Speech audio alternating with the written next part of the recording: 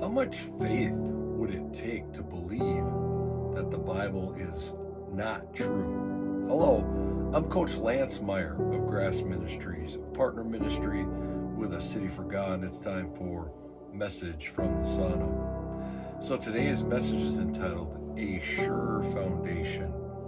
In Mark chapter 16, verse 6, so right at the end of the book of Mark, it says this: He is risen.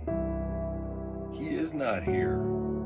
See the place where they laid him? So throughout history, and it's even recorded in the Bible, many people have claimed that the disciples came on that early morning and took Jesus' body out of that tomb and then made up this big lie that Jesus rose from the dead.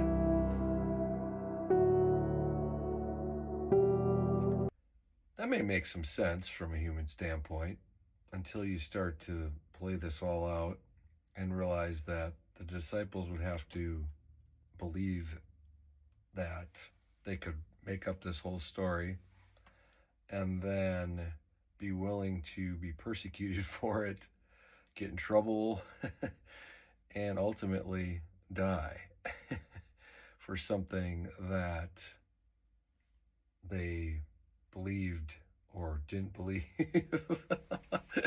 I'm going to share a little bit with you from somebody in the 19th century who kind of captures what's called the fraud theory. His name is Dr. Principal Hill. Okay. It's an interesting name there.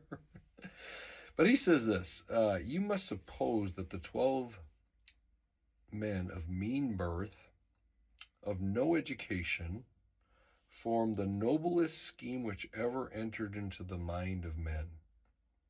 You must suppose also that men guilty of blasphemy and falsehood, united in an attempt, the best contrived, and which has in fact proved the most successful for making the world virtuous. Think about that. That they formed this single enterprise without seeking any advantage to themselves. When we make up stories, we always make them sound good for ourselves, but a lot of times the writers in the Bible will talk about how bad they were and how much they distrusted Jesus, or how many things they just did that were stupid. Nobody that writes an autobiography ever does that. With the certain expectation of scorn and persecution, that although conscious of another's villainy, so they would have known that each of them was lying, none of them ever thought of providing for his own security by disclosing the fraud. But that amidst suffering the most grievous to flesh and blood, they persevered in their conspiracy to cheat the world into piety. In other words, they're trying to make the world better, but they're doing it by lying.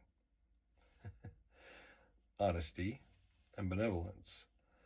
Truly, they that can swallow such supposition, in other words, the people who have that kind of faith to believe in this theory, fraud theory, that the disciples stole that body on Easter morning, have no title to object to miracles.